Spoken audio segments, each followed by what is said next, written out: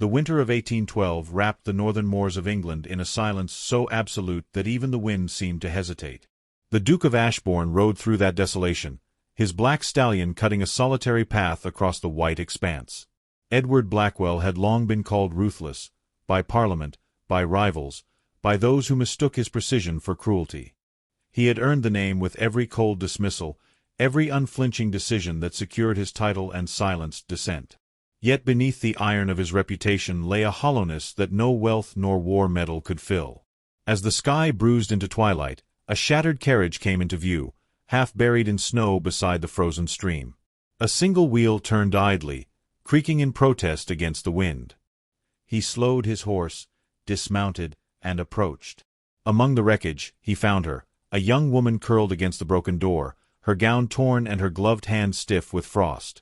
Her lips trembled as if clinging to prayer. He did not recognize her face, but something in her stillness unsettled him.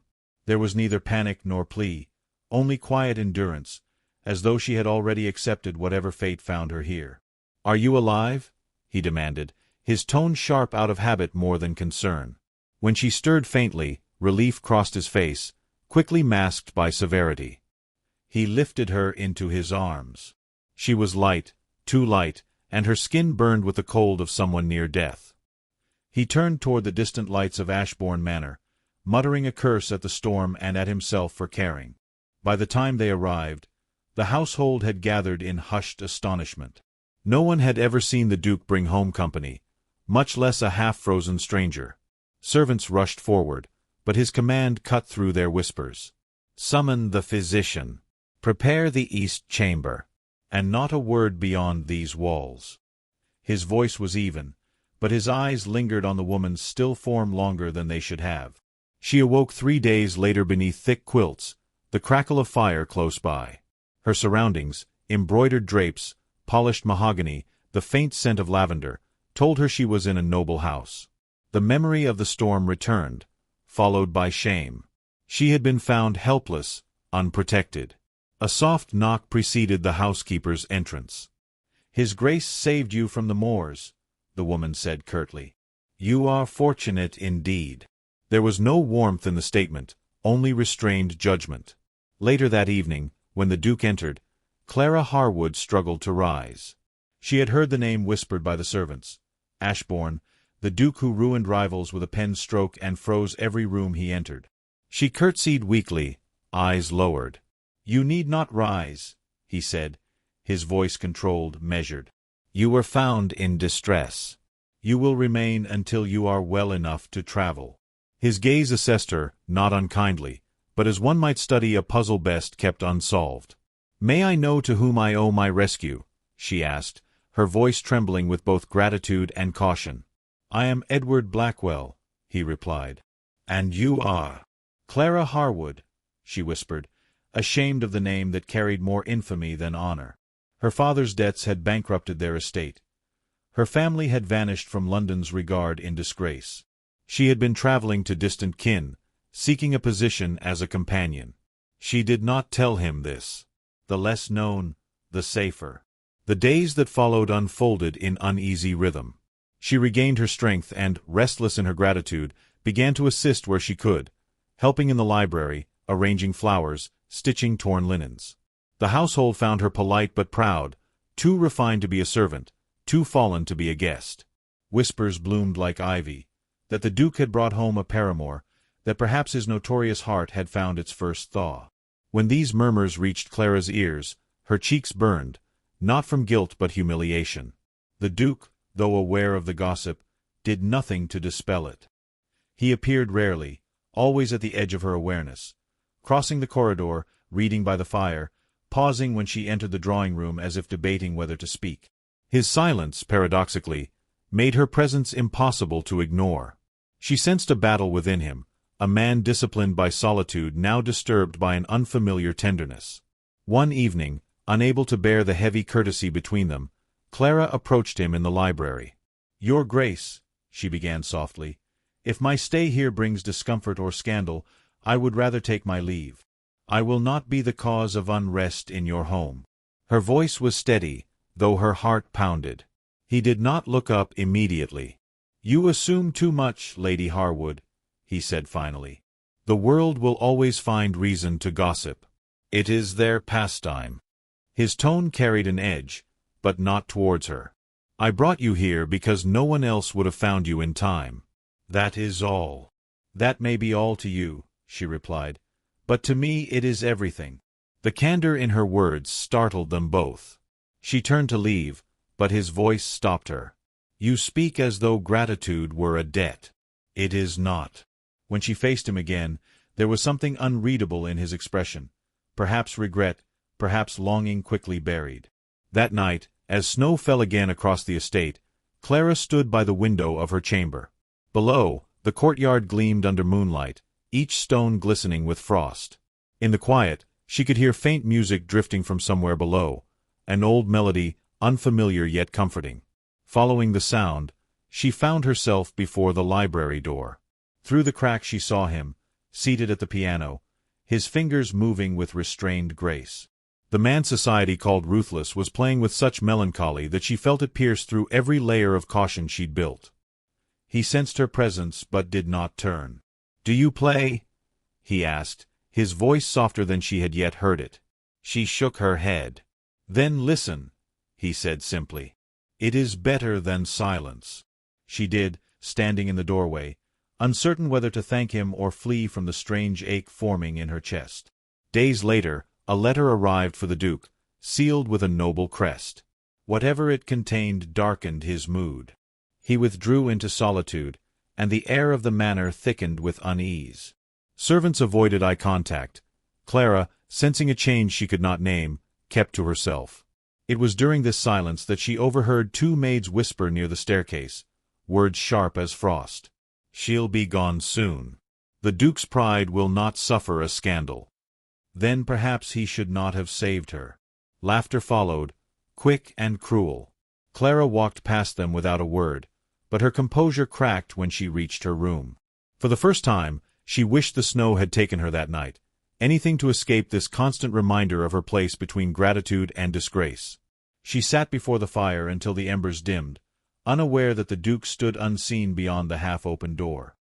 His expression was unreadable, yet his hand tightened at his side, as though restraining the impulse to comfort her. When dawn came, she rose to pack her few belongings. Before she could, a knock sounded. The Duke entered, holding a small parcel wrapped in dark velvet. "You dropped this in the carriage that night," he said, though she owned nothing so fine. Inside lay a silver locket, simple but elegant. "It is not mine," she murmured. "Then let it be," he replied. "A token, if you will. A reminder that even the wilds can return what they merely claimed." Their eyes met briefly, an unspoken truce, fragile as glass. As he turned to leave, she said quietly, "I will repay your kindness one day, Your Grace." He paused at the threshold, the faintest smile crossing his lips. "I would not know how to receive it," he said, and the door closed behind him. Outside, the storm had finally broken. The snow softened under a pale morning sun, and somewhere within the vast, cold halls of Ashbourne, something within both their hearts shifted, imperceptibly, but irrevocably. The weeks that followed passed in a delicate rhythm, each day pressing the air of Ashbourne with unspoken tension. Winter had not yet relented, but within the manor, something gentler stirred. Clara Harwood moved quietly through its corridors, restoring order where neglect lingered. The Duke allowed it without remark, though the servants whispered that she had begun to change the house itself. Light now touched places long dimmed by solitude. He never thanked her, yet his gaze often lingered when he believed she would not notice.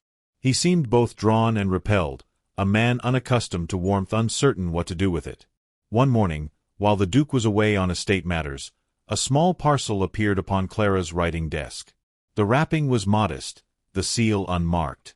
Inside lay a delicate music box of silver filigree. When opened, it played the same wistful melody she had once heard from the library, the song he had played that night by the fire. She touched it with reverence, uncertain whether the gift was intentional or an accident of memory. Yet as the music filled the air, she understood it for what it was, an offering without words, an apology without confession. The gesture unsettled her. Gratitude warred with caution, affection with propriety. She told herself it meant nothing, but when the Duke entered later that evening, his expression unreadable, she sensed he was waiting for her to mention it. She did not. The silence between them thickened, yet it was not the silence of strangers. It was the fragile stillness of two people standing at the edge of something they dared not name. By February, word of Clara's continued residence at Ashbourne had traveled beyond the county. The Ton, always hungry for gossip, twisted her survival into scandal. Some said the Duke had found a lover in the snow. Others claimed she was the illegitimate child of a foreign noble. Invitations arrived from London, scented with curiosity disguised as civility.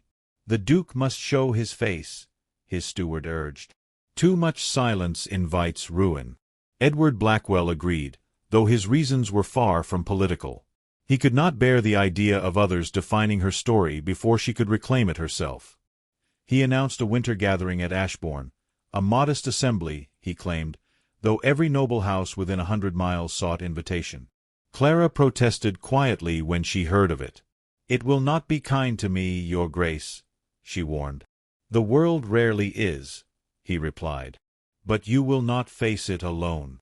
The words should have comforted her, yet they only deepened her unease. For the first time, she realized that her reputation now hung upon his mercy, and his upon her conduct. The evening of the ball arrived beneath a moon half veiled by mist. The manor blazed with light, chandeliers dripped with crystal, and the scent of roses mingled with candle smoke. Clara dressed with trembling hands in a gown borrowed from the Duke's sister, a garment of soft ivory that shimmered with simplicity rather than splendor. When she descended the staircase, conversation stilled. Every eye turned. The murmur of admiration was swift but poisoned with curiosity. She could feel the weight of judgment in every glance. The Duke stood at the foot of the stairs, resplendent in black and gold. When their eyes met, she faltered. He offered his arm without a word. She took it, and the crowd's whispers rose like wind through leaves. He led her through the throng with composure so complete it bordered on defiance. To him, it was a calculated gesture, a shield against rumor, a declaration that she was under his protection. To her, it was a perilous kindness, one that threatened to undo the careful reserve she had built. They danced only once, a slow waltz beneath the chandeliers. The music was gentle, yet every movement felt weighted with unspoken thought. "You need not do this," she murmured as they turned. "Do what?" he asked. "Pretend that I belong here." He met her gaze, his eyes steady. "You misunderstand me, Miss Harwood. I do not pretend." She looked away, afraid her composure would shatter beneath the truth in his voice. Not everyone shared his restraint. Among the guests was the Duchess of Norfield, a woman once rumored to have been his intended before his years abroad. She approached them with a smile sharpened by jealousy. "How noble of you, your grace," she said sweetly, "to rescue the lost and make her your charity." The word struck like a slap. A ripple of laughter followed from those too cowardly to hide their amusement. Clara's face drained of color. Before she could retreat, the Duke's voice cut through the room. "Lady Harwood," he said deliberately, his tone measured but lethal, "is a guest of this house, under my protection. Any insult to her is an insult to me. I trust that is understood." The silence that followed was absolute. The Duchess paled, then forced a brittle smile. "Of course, your grace. I spoke only in jest." But the jest had already drawn blood. The room resumed its rhythm, though conversation never truly recovered. When the last guests departed, the manor seemed to exhale in exhaustion. Clara stood in the dim corridor, the weight of humiliation pressing upon her. She heard his footsteps approach but did not turn. "You should not have done that," she said quietly. "They will think—" "Let them think what they wish," he interrupted. "It is the only thing they are good at." "You will be the one to pay for it," she replied, her voice breaking. "I am already paying," he murmured, and she looked at him, startled.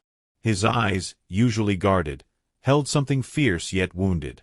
"Do you imagine I defend you for amusement? I cannot endure watching cruelty masquerade as civility." She searched his face for mockery but found none. "Why?" she asked simply. "Why defend me at all? For a long moment, he said nothing. Then, almost reluctantly, "Because I saw you standing alone in that room, and it reminded me of everything I swore never to become." The honesty of it unsettled her more than any lie could. She wanted to thank him, yet gratitude felt too small a word for what she felt. Instead, she said softly, "You will ruin yourself if you continue this." He smiled faintly. "Then let it be a noble ruin." Their eyes met in the flicker of candlelight, neither speaking further. When she finally retreated to her room, the night seemed impossibly still. She placed the music box upon her table and wound it once more. The melody rose, fragile and familiar, echoing faintly through the empty halls. Somewhere below, she imagined the Duke hearing it too, each note a reminder of what neither dared confess. Outside, the snow began again, soft and relentless, veiling the manor in white. Within, two hearts wrestled against silence, pride, and the inexorable pull of something perilously close to love. And though the candles burned low, neither could yet admit that warmth had already taken root in the coldest house in England. The storm arrived without warning, sweeping across the moors like an army of ghosts. By nightfall, Ashbourne Manor was sealed in darkness and wind. The household had retreated early, the servants shuttering windows and banking fires. Only the great hall remained alive with flickering light, the fire casting restless shadows upon the high stone walls. Clara lingered there, unable to sleep. The night's violence beyond the glass mirrored the turmoil within her chest. Since the night of the ball, she and the Duke had spoken little. He had been distant, his temper quick, his manner colder than before. She told herself it was better this way, yet his silence felt heavier than his words had ever been. She sat near the hearth, her hands outstretched toward the flames. The music box rested on the table beside her, open but still. Its silence accused her of cowardice. Every moment since his defense had felt borrowed, fragile. She could not stay, yet she could not bring herself to leave. The fire cracked sharply, startling her. She turned, and found him standing in the doorway. Edward Blackwell, the Duke of Ashbourne, looked as if the storm itself had followed him inside. His coat was wet, his hair darkened by rain, and his expression unreadable. "You should not be awake at this hour," he said. His tone was firm, but the edge of concern betrayed him. "Neither should you," she answered, rising slowly. "Does the storm keep you from rest, or is it something else?" The faintest ghost of a smile touched his mouth. "You have grown bold, Miss Harwood." "Perhaps," she said. "But I've spent too many nights in silence. It no longer frightens me." He crossed the room, each step deliberate, the weight of his presence filling the space between them. "And what does frighten you?" he asked softly. She hesitated. "Kindness," she whispered. "Especially when it comes from those who have no reason to give it." For a moment, neither spoke. The fire crackled between them, its warmth drawing them nearer. He removed his gloves, setting them upon the mantel with care. "I did not intend kindness," he said finally. "Then what was it?" she asked. He looked into the flames, their light carving sharp planes across his face. "Obligation, at first. Then habit. And now—" He broke off, as though the rest of the sentence were a betrayal. She stepped closer, her voice quiet but unwavering. "And now what, Your Grace?" His eyes met hers, gray as the winter sky. "Now it feels like penance." "For what sin?" she asked. His reply came low and bitter. "For surviving when others did not." The words hung heavy. She understood then that his coldness was not cruelty but armor. The wars he had fought had not ended on the battlefield. They had followed him home, lodging themselves in the quiet corners of his life. He turned away, his hand tightening on the mantel. "You see, Miss Harwood, I am not the man the world imagines. They call me ruthless, but they mistake restraint for malice. There was a time I believed in gentler things, honor, love, mercy. The war took that from me, piece by piece. When I returned, I found only ghosts waiting." His voice faltered. "My brother Henry was the better man. He died for a cause neither of us understood. I live with the burden of his name and the emptiness of his courage. He laughed once, quietly.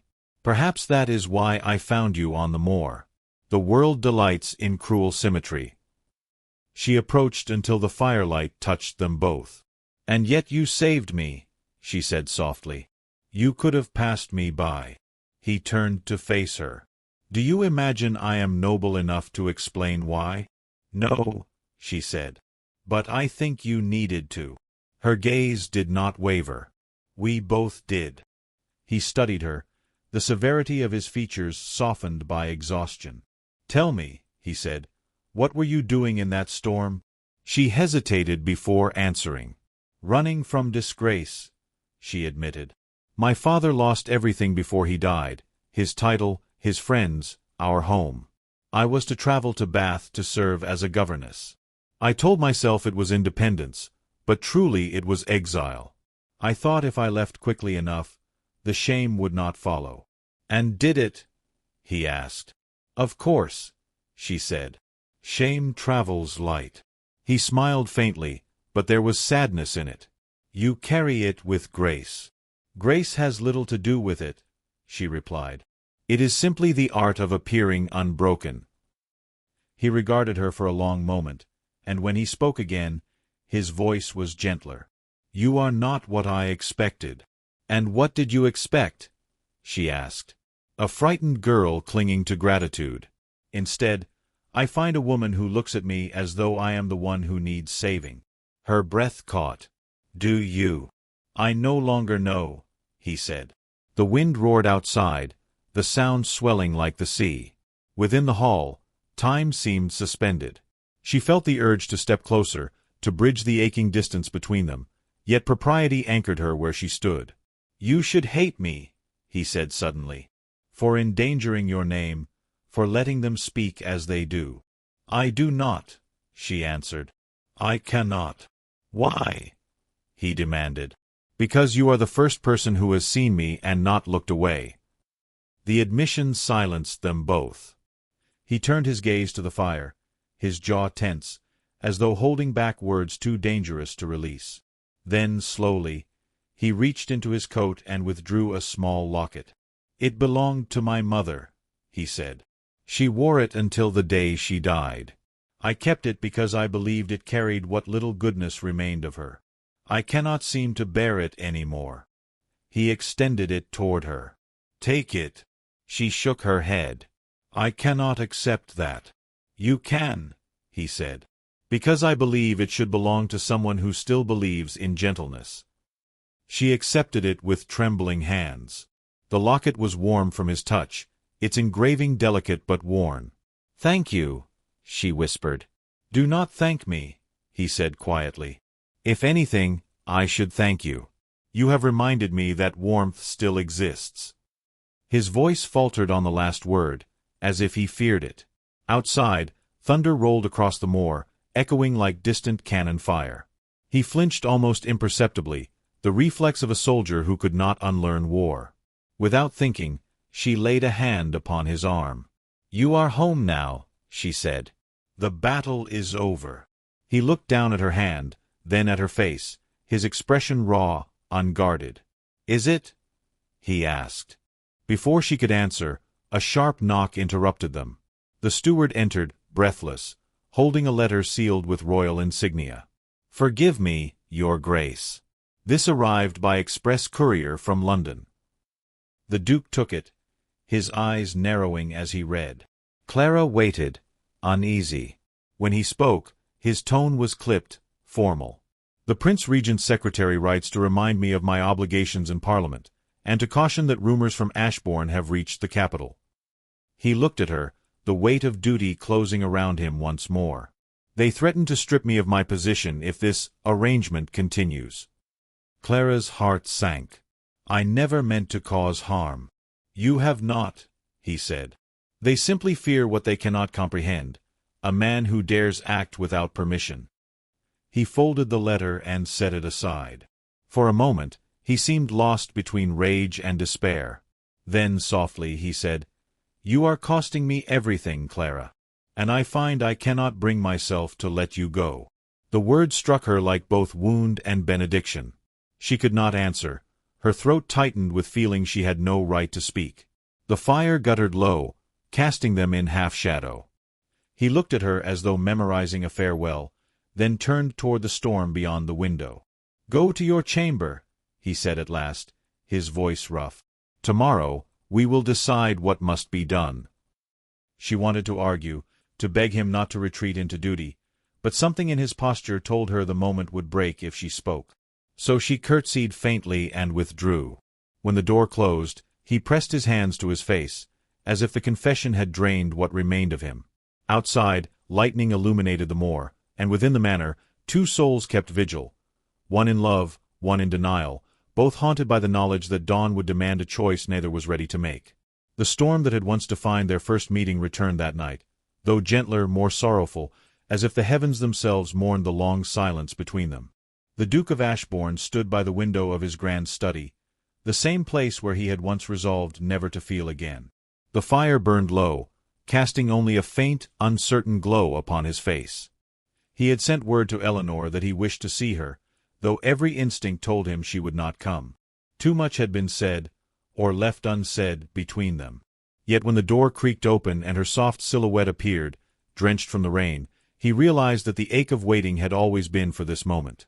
"Your Grace," she began, her voice steady but low, the tremor beneath it betraying her heart. "You summoned me?" "I did." His tone was even, but his eyes betrayed the storm within. "I feared you would not answer." "I nearly did not," she replied, stepping closer, her gown heavy with dampness. "The whispers have reached even the servants' hall. They say you intend to wed Lady Margaret. Is it true?" He turned sharply, as though the mere mention of the name stung him. "It is what they expect of me," he said. "And expectation, Miss Fairchild, has ruled my life since birth." "Then I am sorry," she whispered, her chin trembling though she forced a small, polite smile. "You have done all that duty demands." Her composure shattered something within him. He stepped forward, each word leaving his lips like a confession long withheld. "Eleanor, must you always speak to me as if I were a stranger? You think I do not feel the weight of this cursed name? You think I do not long—" He stopped, closing his eyes, the struggle plain. "God help me, I long for peace, and yet it lies only where it should not, with you." The silence that followed was the most dangerous kind, the kind heavy with truth. She looked at him then, and for the first time she did not see the Duke, but the man, weary, haunted, and painfully human.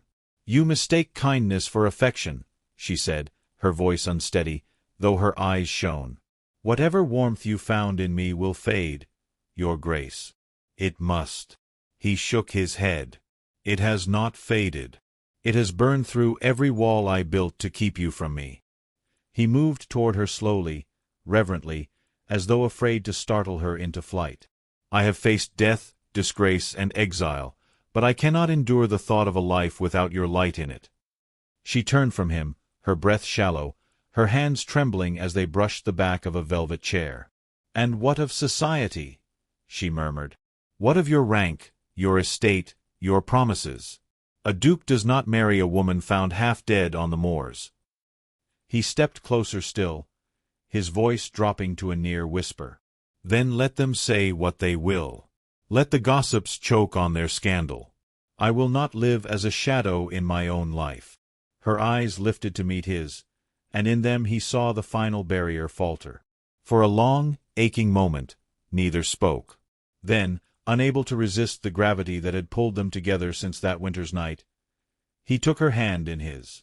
"Eleanor Fairchild," he said softly, "you have thawed what I thought forever frozen. I would rather lose Ashbourne itself than lose you."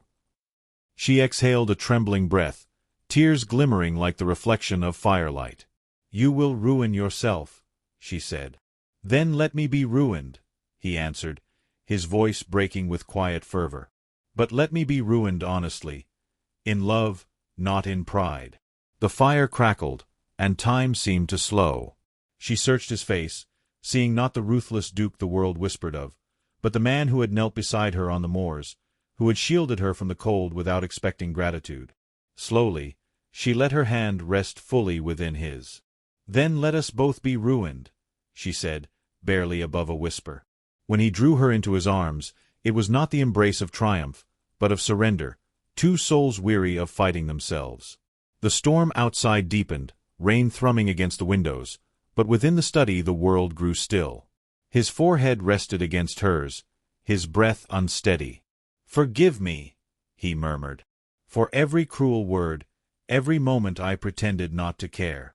"There is nothing to forgive," she replied, her voice tender, steady now. "You were only ever afraid of being seen." He closed his eyes, the truth of it cutting deep and healing all at once. "And now that I am," he said, "I never wish to hide again." By morning, the scandal had indeed begun. Lady Margaret, humiliated by his refusal, withdrew from Ashbourne with a bitter tongue, ensuring every salon in London would hear of the Duke's folly. Invitations ceased. Old allies turned cold. Yet within those same weeks, Ashbourne Manor became a place transformed. The laughter of its servants returned. The Duke, once silent and severe, began to walk the grounds at dawn with Eleanor at his side. When spring finally touched the moors, wildflowers broke through the thawing earth, and rumors softened into resignation. Those who once mocked the match now marveled at how the Duke seemed years younger, his countenance no longer shadowed by solitude. Months later, beneath the vaulted ceiling of the chapel that had stood for generations, the Duke of Ashbourne took Eleanor's hand before the altar. The ceremony was quiet. No grand assembly of the ton, only a few loyal friends and the ever-present moor wind whispering through the stone. As he placed the ring upon her finger, he spoke with a conviction that silenced every lingering ghost of pride. "From the moment I found you among the ashes of that night, I was no longer my own," he said. "You have been my reckoning and my redemption." Eleanor's eyes shimmered with tears, her lips forming a faint smile. "And you," she replied, "have been the home I never thought I would find." When he kissed her hand, just as he had the night he first admitted his love, it was not before a crowd nor under the pressure of custom, but in the quiet reverence of two hearts that had defied the world and found peace. Outside, the last of the snow melted into the moorland soil. The Duke, once called Ruthless, now walked hand in hand with the woman who had taught him mercy, not through words, but through love that asked for nothing, yet gave everything. And so the tale of Ashbourne became not one of scandal or defiance, but of grace, the kind born from winter's coldest night and carried into the warmth of forever.